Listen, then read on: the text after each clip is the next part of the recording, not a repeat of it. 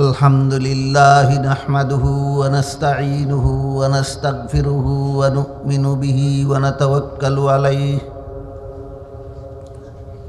व नऊज़ु बिल्लाहि मिन शुरूरि अनफुसिना व मिन सय्यिआति अअमालिना मन यहदिहिल्लाहु फला मुदिल्ल लहु व मन युद्लिलहु फला हादिय लहु ونشهد أن لا إله إلا الله وحده لا شريك له ونشهد أن سيدنا ونبينا ومولانا محمدا عبده ورسوله صلى الله تعالى عليه وعلى آله وأصحابه وبارك وسلم أما بعد فأعوذ بالله من الشيطان الرجيم بسم الله الرحمن الرحيم ألم يعلم بأن الله يرى وقال رسول الله صلى الله عليه وسلم فإن لم تكن تراه فإنه يراك أو كما قال عليه الصلاة والسلام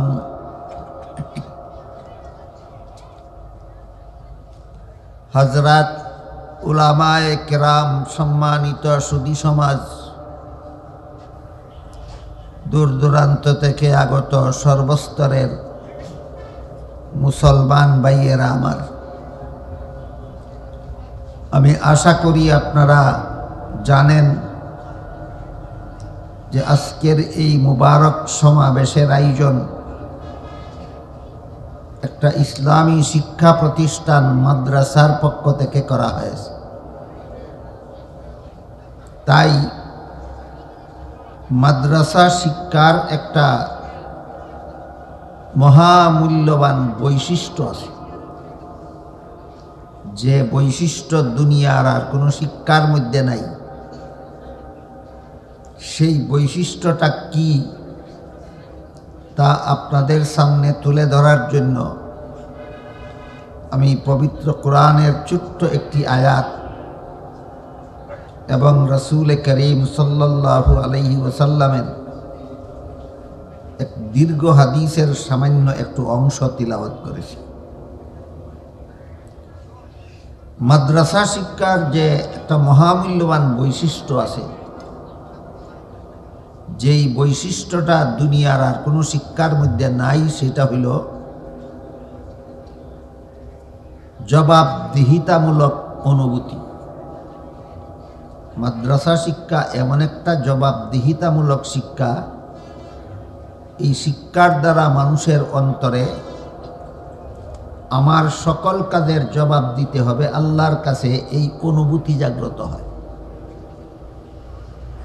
দুনিয়ার আর কোনো শিক্ষার দ্বারা আল্লাহর কাছে জবাব দিতে হবে এই অনুভূতি জাগ্রত হয় না। এটা একমাত্র মাদ্রাসা শিক্ষার বৈশিষ্ট্য। আমি যদি অপকর্ম করি, আমি যদি দুর্নীতি করি, আমি যদি জালিয়াতি করি, আমি যদি সুদ খাই, ঘুষ খাই, মদ খাই, গাঁজা খাই, আমি যদি চুরি ডাকাতি করি, জিনা ব্যভিচার করি, খুন সন্ত্রাস করি, আর দুনিয়ার কোনো মানুষ যদি আমাকে ধরতে নাও পারে, তবুও শেষ বিচারের দিন আল্লাহর কাছে আমার জবাব দিতে হবে। এই অনুভূতিটা দুনিয়ার আর কোনো শিক্ষার দ্বারা মানুষের অন্তরে জাগে না, একমাত্র মাদ্রাসা শিক্ষার দ্বারা জাগে। বিষয়টা কি বুঝতে পারলেন আপনারা? শেষ বিচারের দিন আল্লাহর কাছে কি জবাব দেব, এই অনুভূতি দুনিয়ার আর কোনো শিক্ষার দ্বারা মানুষের অন্তরে জাগে না, শুধুমাত্র মাদ্রাসা শিক্ষার দ্বারা এই অনুভূতি মানুষের অন্তরে জাগ্রত হয়। আর শেষ বিচারের দিন আল্লাহর কাছে কি জবাব দেব, এই ভয় যাদের অন্তরে থাকে না, তারা যত বড় শিক্ষিত হয় তত বড় দুর্নীতিবাজ। যত বড় শিক্ষিত তত বড় দুর্নীতিবাজ। কারণ দুর্নীতির হাতিয়ার হিসাবে তারা শিক্ষাকে ব্যবহার করে। আর দুর্নীতি করে কেন? শেষ বিচারের ভয় যেহেতু নাই। আর শেষ বিচারের ভয় না থাকলে এমন কোনো অপকর্ম জগতে নাই যা সে করতে না পারে। এর দুই একটা উদাহরণ শুনুন। পাকিস্তানের আল্লামা তকি উসমানী দামাত বারাকাতুহুম বর্তমান পৃথিবী বিখ্যাত কয়েকজন আলেমগণের মধ্যে একজন। তিনি একসময় পাকিস্তানের শরিয়া আদালতের প্রধান বিচারপতি ছিলেন। তিনি সেই আদালতের বিচারপতি থাকাকালে তার একটা বক্তব্য আমি শুনেছিলাম। তিনি তার বক্তব্যে বলেছিলেন যে চোরের শাস্তির হুকুম দেওয়ার দায়িত্ব আমার, যেহেতু আমি প্রধান বিচারপতি। কিন্তু আমি প্রধান বিচারপতি নিযুক্ত হওয়ার পর থেকে কোনোদিন একটা চোরের শাস্তির হুকুম দেওয়ার সুযোগ আমি পাইনি। এর কারণ হলো চোরকে আদালতে হাজিরই করা হয়, থানাতেই চোর থেকে ঘুষ খেয়ে চোরকে থানার থেকেই ছেড়ে দেওয়া হয়। থানা কর্তৃপক্ষ যদি ঘুষ খেয়ে চোরকে ছেড়ে দেয়, আদালতে হাজির না করে, বিচারপতি শাস্তির হুকুম দিতে পারবে? পারবে না। তাহলে থানার থেকে চোরকে আদালতে হাজির না করে ঘুষ খেয়ে থানার থেকে চোরকে ছেড়ে দেয় যারা, এরা কি অশিক্ষিত? আপনারা কি বলেন? শিক্ষিতরা ঘুষখোর কেন? শেষ বিচারের ভয় নাই। শিক্ষিত লোক দুর্নীতি করে কেন? শেষ বিচারের ভয় নাই। তারা এমন শিক্ষায় শিক্ষিত যে শিক্ষার দ্বারা শেষ বিচারের দিন আল্লাহর কাছে কি জবাব দিব এই ভয় এই শিক্ষার দ্বারা অন্তরে জাগ্রত হয় না। তাই একমাত্র মাদ্রাসা শিক্ষা হলো দুর্নীতিমুক্ত সমাজ গড়ার শিক্ষা। একমাত্র মাদ্রাসা শিক্ষা দুর্নীতিমুক্ত সমাজ গড়ার শিক্ষা। পাকিস্তানের, শুধু পাকিস্তানের কথাই বলবো কেন, নিজেদের বাংলাদেশের কথা একটু বলি। বাংলাদেশে প্রধান দুইটা রাজনৈতিক দল পালাক্রমে গদিতে যায়। এক দল এই দল গদিতে যায়, আরেকবার ওই দল গদিতে যায়। এই দল গদিতে গিয়ে বলে ওই দলে দেশ লুটে খেয়েছে, ওই দল গদিতে গিয়ে বলে এই দলে দেশ লুটে খেয়েছে। উভয় দলে যদি সত্য বলে থাকে, তাহলে আসল ব্যাপারটা কি হয়েছে আপনারাই বলুন। কেন এই দুই দলে কোনো শিক্ষিত নাই? এরা গদিতে গেলে দেশ লুটে খায় কেন? এরা যে শিক্ষায় শিক্ষিত, এই শিক্ষার মধ্যে শেষ বিচারের দিন আল্লাহর কাছে কি জবাব দিব এই ভয়ে জাগ্রত হয় না। শেষ বিচারের দিন আল্লাহর কাছে কি জবাব দিব এই ভয় একমাত্র মাদ্রাসা শিক্ষার দ্বারা মানুষের অন্তরে জাগ্রত হয়। এই জন্যই দুর্নীতিমুক্ত শিক্ষা একমাত্র মাদ্রাসা শিক্ষা। মাদ্রাসা শিক্ষা ছাড়া দুনিয়াতে আর কোনো শিক্ষাই দুর্নীতিমুক্ত নয়। শেষ বিচারের দিন আল্লাহর কাছে কি জবাব দেব এই ভয় অন্তরে যে শিক্ষার দ্বারা জাগ্রত হয়, এই শিক্ষা শুধু মাদ্রাসাতেই প্রদান করা হয়। কাজেই মাদ্রাসার সাথে যাদের কোনো না কোনোভাবে সম্পর্ক আছে, কমপক্ষে মাদ্রাসার ওয়াজ মাহফিলে আসেন, বৎসরে এক রাত মাদ্রাসার ওয়াজ মাহফিলে বসে বসে ওয়াজ শুনেন, এমন সাধারণ মুসলমান যারা, তাদের অন্তরেও ওয়াজ শোনার পরে মনে এই অনুভূতিটা জাগে যে দুনিয়ার সকল অপকর্মের জবাব হাসরের মাঠে আল্লাহর কাছে দিতে হবে। এই অনুভূতিটা আপনাদের সকলের অন্তরে জাগাবার জন্যই মাদ্রাসার পক্ষ থেকে এই সম্মেলনগুলি করা হয়, এই মাহফিলগুলি করা হয়। শেষ বিচারের ভয় অন্তরে জাগ্রত থাকলে যে কোনো রকমের দুর্নীতি, কোনো রকমের জালিয়াতি, কোনো রকমের অপকর্ম করার সাহস থাকে না। এর দুই একটা উদাহরণ শুনুন। হযরত ইউসুফ আলাইহিস সালামের সাথে জুলাইখা অপকর্ম করার জন্য, জিনা ব্যভিচার করার জন্য একটা খাস কামরায় নিয়ে গেল। রাজকীয়ভাবে সুসজ্জিত ছিল সেই খাস কামরা। সেখানে গিয়ে হযরত ইউসুফ আলাইহিস সালাম দেখলেন কামরার এক পাশে পর্দা দ্বারা কোনো একটা কিছু ঢেকে রাখা হয়েছে। ইউসুফ আলাইহিস সালাম জুলাইখাকে জিজ্ঞাসা করলেন, কামরার এক পাশে পর্দা দ্বারা কি ঢেকে রেখেছ? জুলাইখা বলে, আমি যেই মূর্তিটার পূজা করি সেই মূর্তিটা ঢেকে রেখেছি। বলুন তো কি ঢেকে রেখেছে? মূর্তি। ইউসুফ আলাইহিস সালাম বললেন, তুমি তো এটার পূজাই করো, ঢেকে রাখলে কেন? সে বলে, আমি এখন তোমার সাথে জিনা করব। কাজেই যেই মূর্তির পূজা করি তার সামনে জিনা করতে আমার লজ্জা হয়, এই জন্য ডেকে রেখেছি, তোমার সাথে জিনা করার পথে লজ্জা যেন বাধা হয়ে না দাঁড়ায়। ইউসুফ আলাইহিস সালাম জিজ্ঞাসা করলেন, তোমার মূর্তির সামনে জিনা করলে কি মূর্তি দেখে? আপনারা কি মনে করেন?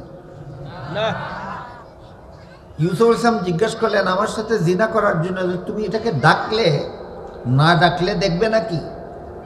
জুলাইখা বলে, না, ডাকলেও দেখে না, না ডাকলেও দেখবে না। ইউসুফ আলাইহিস সালাম বললেন, এটা যদি ডাকলেও দেখে না, না ডাকলেও দেখে না, তাহলে ডাকার দরকার কি ছিল? জুলাইখা বলে, যদিও আমার মূর্তি সামনে জিনা করলেও দেখে না, কিন্তু যে কারিগর মূর্তিটা নির্মাণ করেছে সেই কারিগর মূর্তির চোখের মধ্যে দেখার ভঙ্গি দিয়া নির্মাণ করেছে। তার মূর্তিটার চোখের মধ্যে দেখার ভঙ্গি আছে, এই ভঙ্গিটার কারণেই এর সামনে তোমার সাথে জিনা করতে আমার লজ্জা হয়। ইউসুফ আলাইহিস সালাম তখন বললেন, তোমার পূজার মূর্তির চোখে আসলে দেখে না, শুধু দেখার একটা ভঙ্গি আছে, এই কারণেই যদি এর সামনে আমার সাথে জিনা করতে তোমার লজ্জা হয়, আমার আল্লাহ যে আসলেই দেখে সেই আল্লাহর সামনে তোমার সাথে জিনা করতে কি আমার লজ্জা হয় না? জুলেখার সাথে জিনা করার থেকে ইউসুফ জিনা করার মতো সাহস পাইলেন না কেন? আল্লাহ যে দেখেন, আল্লাহর কাছে কি জন্য? আল্লাহ তো দেখেন, আল্লাহর কাছে কি জন্য? বুঝে থাকলে বলুন তো, আল্লাহ যে দেখেন এই অনুভূতি ইউসুফ নবীর অন্তরে ঘুমন্ত ছিল না জাগ্রত? এই অনুভূতি সর্বস্তরের মুসলমানের অন্তরে জাগ্রত করার জন্য মাদ্রাসার পক্ষ থেকে এই মাহফিলগুলি করা হয়। ইউসুফ আলাইহিস সালামের ঘটনা শুনলে কেউ মনে মনে ভাবতে পারে যে তিনি একজন বিশেষ বিরাট মর্যাদাশালী নবী ছিলেন, বিশিষ্ট একজন নবী ছিলেন। তার পক্ষে আল্লাহ দেখেন কোন সাহসে আল্লাহর সামনে গুনার কাজ করি, এই চিন্তায় বিরত থাকা তার পক্ষে সম্ভব। আমরা তো নবী না, আমরা তো শক্তিশালী ইমানের অধিকারী না, আমরা দুর্বল ইমানদার সাধারণ মুসলমান। আমরা তো এইভাবে আল্লাহর ভয়ে গুনার থেকে বিরত থাকা আমাদের পক্ষে সম্ভব নয়, এরকম কেউ ভাবতে পারে। যদি এমন কেউ ভাবে তাহলে তার জন্য নবীর ঘটনা নয়, একজন সাহাবীর ঘটনা বলে। সাহাবীর নাম হলো হযরত উমর ফারুক রাদিয়াল্লাহু। নাম শুনেছেন আরো? হযরত উমর ফারুক রাদিয়াল্লাহু আনহু রাসূলের দ্বিতীয় খলিফা ছিলেন, আবার রাসূলের শ্বশুরও ছিলেন। উমরের এক মেয়ের নাম ছিল হাফসা রাসূলের কাছে বিয়ে দিছিলেন।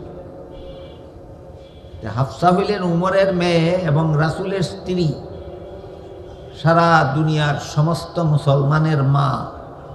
কোরআনের অন্য আয়াতে আল্লাহ বলেছেন নবীর বিবিগণ সমস্ত মুমিনদের মা।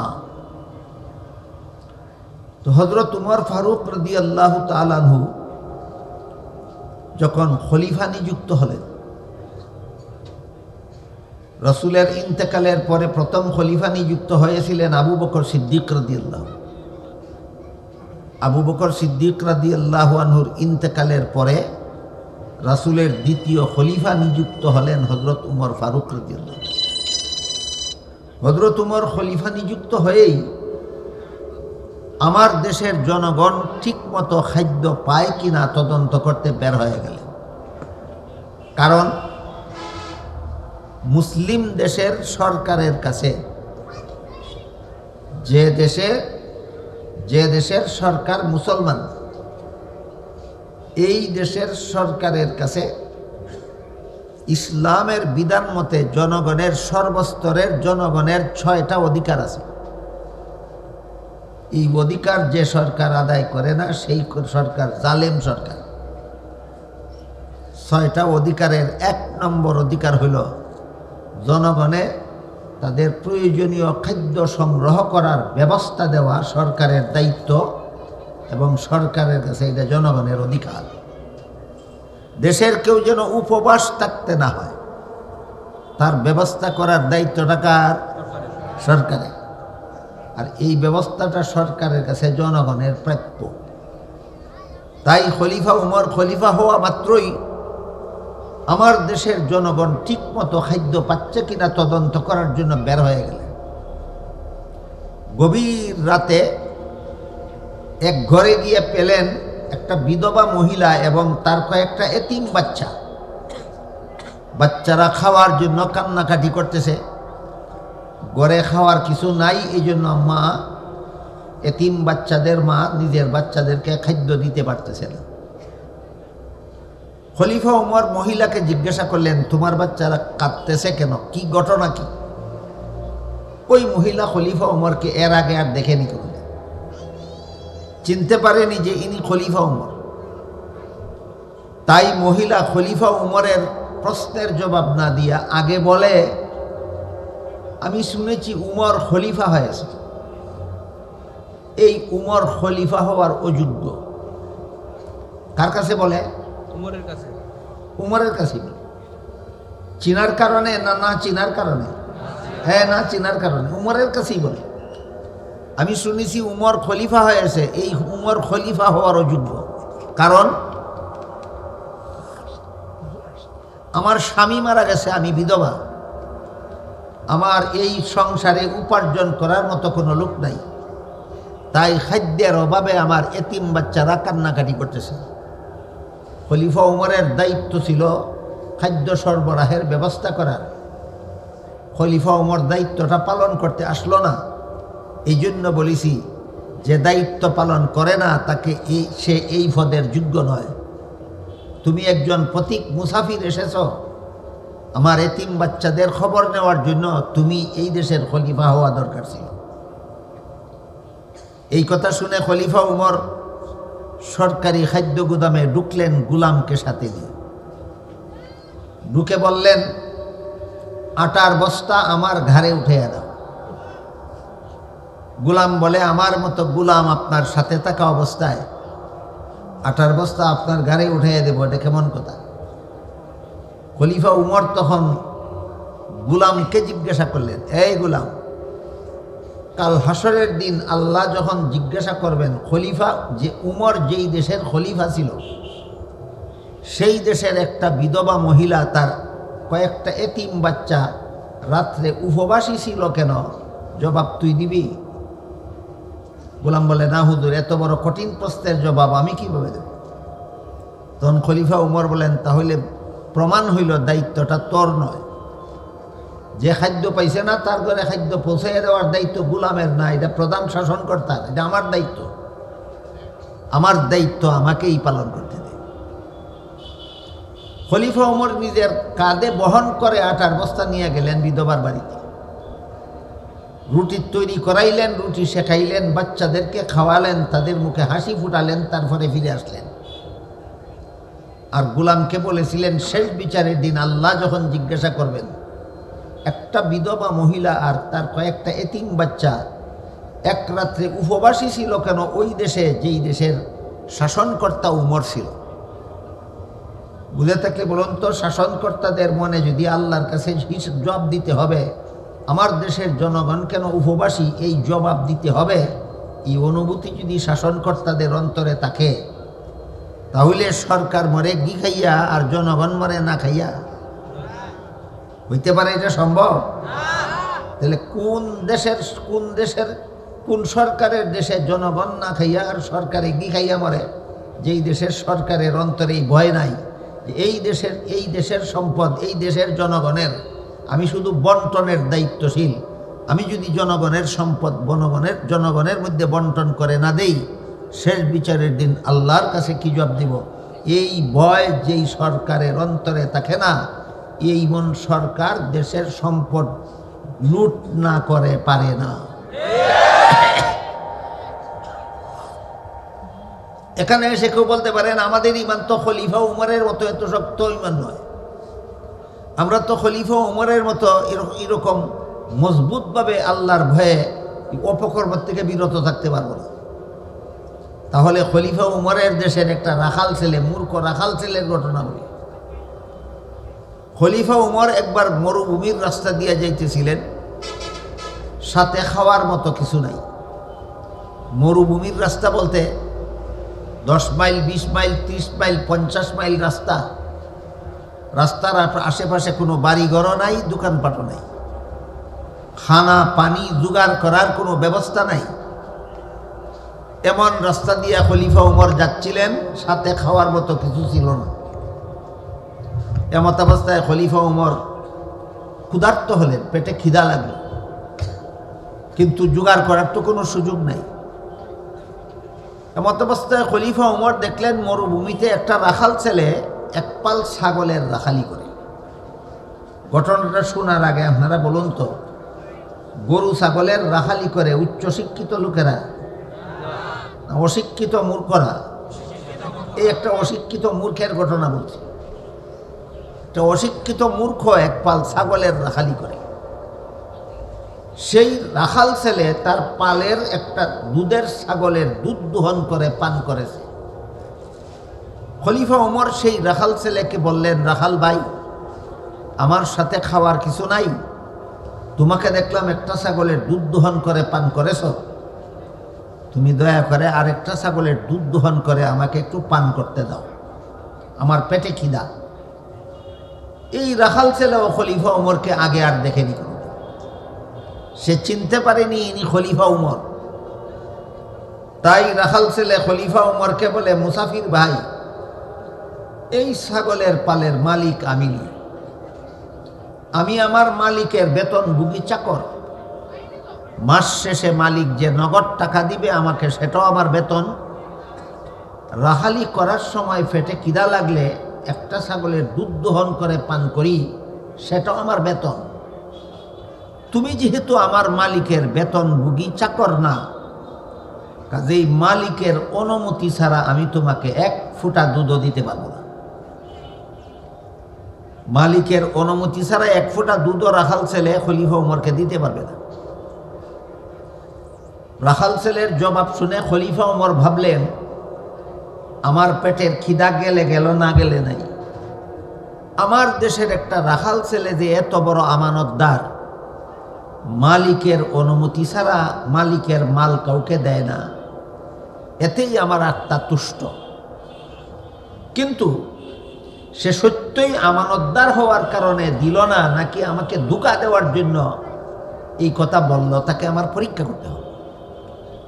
এবার খলিফা উমর রাখাল ছেলেকে পরীক্ষা করার জন্য বললেন, ঠিক আছে, একটা ছাগলের দুধ যদি আমাকে বিনামূল্যে না দাও, একটা দুধের ছাগল আমার কাছে উচিত মূল্যে বিক্রি করে দাও, এতে আমার একটা উপকার হবে, তোমার একটা উপকার হবে।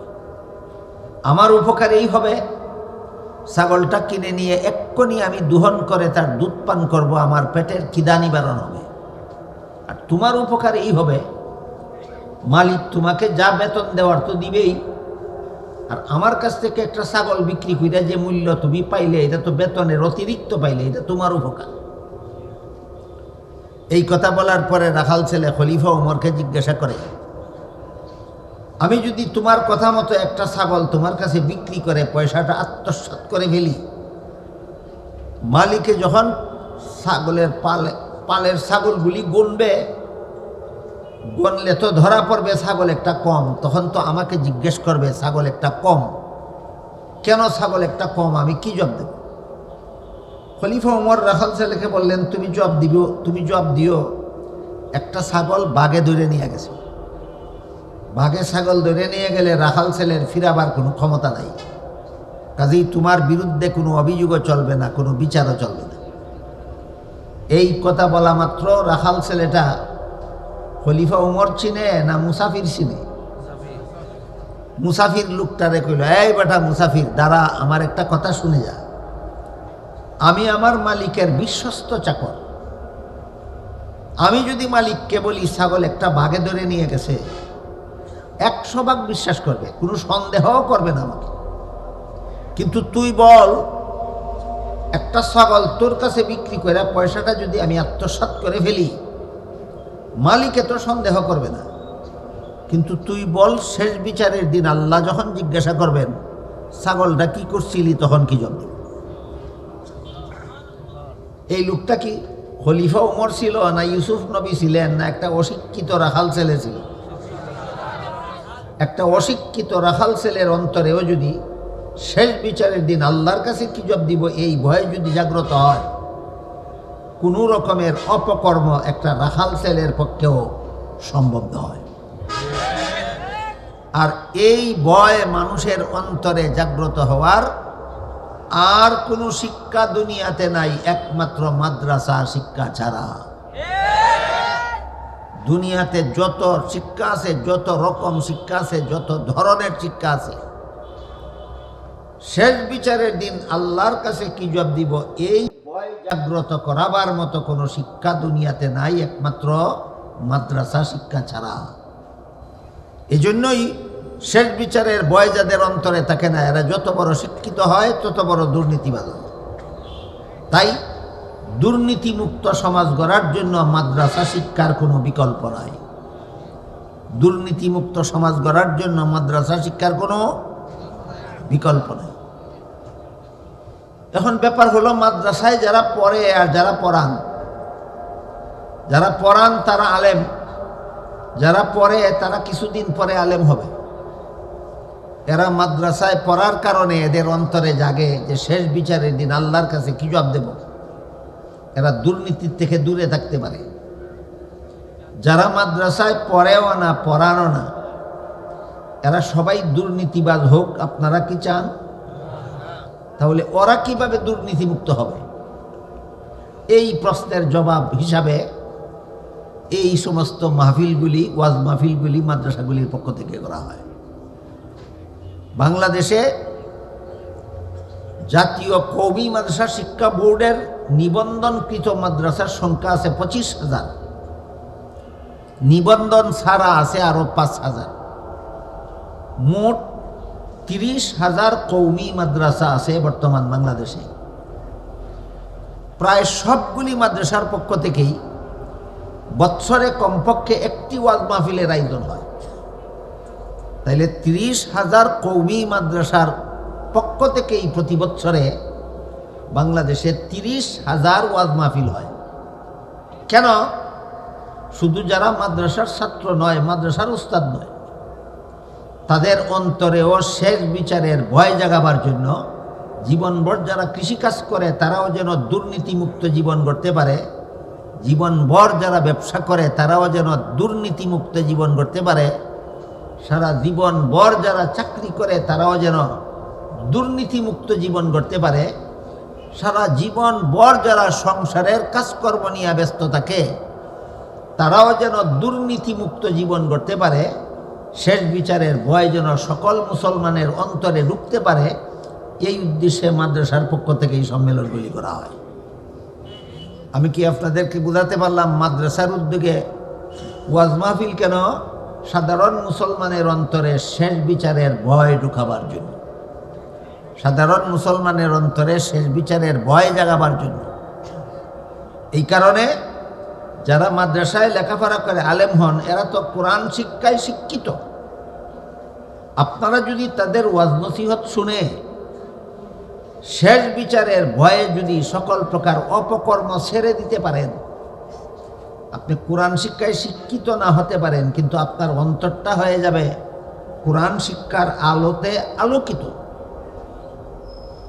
মাদ্রাসায় পড়লে হইব কোরআন শিক্ষায় শিক্ষিত, আর আলেমদের কথা শুনে দুর্নীতি ছেড়ে দিতে পারলে অন্তরটা হবে কোরআন শিক্ষার আলোতে আলোকিত।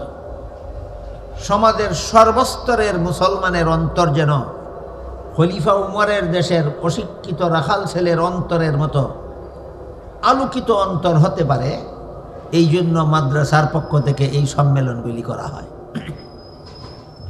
আপনারা যারা আজকে এসেছেন ওয়াজ শোনার জন্য, অতীতেও হয়তো আরও ওয়াজ শুনতে গেছেন, ভবিষ্যতেও আরও ওয়াজ নসিহত শুনতে যাবেন।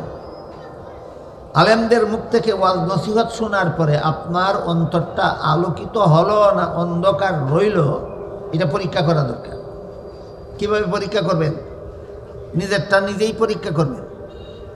যে কোনো একটা অপকর্মের সুযোগ যখন সামনে আসে, যে কোনো একটা দুর্নীতির সুযোগ যখন সামনে আসে, কোনো একটা জালিয়াতির সুযোগ যখন সামনে আসে, তখন মনকে জিজ্ঞেস করবেন, তুমি কি দুনিয়ার বুক বিলাসে গা ভাসিয়ে দিতে চাও, না শেষ বিচারের ভয়ে অপকর্ম থেকে বিরত থাকতে চাও?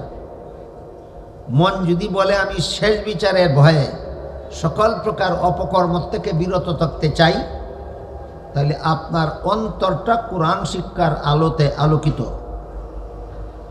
আর মন যদি বলে পরকালে যা হওয়ার হবে, আগে দুনিয়াটা বুক করে নেই, তাহলে প্রমাণ হয়ে গেল আপনার অন্তর অন্ধকার।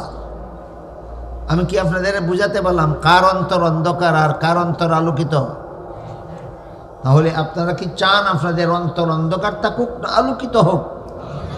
আলোকিত হোক। অন্তর আপনাদের সর্বস্তরের মুসলমানের অন্তরকে এইভাবে সকল প্রকার অপকর্মের থেকে বিরত থাকার জন্য আল্লাহর কাছে কি জবাব দিব, এই ভয় জাগ্রত করার মাধ্যমে সর্বস্তরের মুসলমানের অন্তরকে আলোকিত করার জন্যই মাদ্রাসার পক্ষ থেকে এই মাহফিলগুলির আয়োজন করা হয়। আল্লাহ আপনাদের আমাদের সবাইকে অন্ধকার অন্তর নিয়ে যেন কবরে যেতে না হয়, আলোকিত অন্তর নিয়ে যেন কবরে যেতে পারি। শেষ বিচারের ভয়ে যেন দুনিয়ার জীবনে সকল প্রকার অপকর্ম, সকল প্রকার গুনার কাজ, সকল প্রকার পাপ থেকে বিরত থাকতে পারি। আল্লাহ আপনাদের আমাদের সবাইকে তৌফিক দান করুন, আমিন। সুবহান রাব্বিকা রাব্বিল ইজ্জাতি আম্মা ইয়াসিফুনা ওয়া সালামুন আলাল মুরসালিন আলহামদুলিল্লাহি রাব্বিল আলামিন।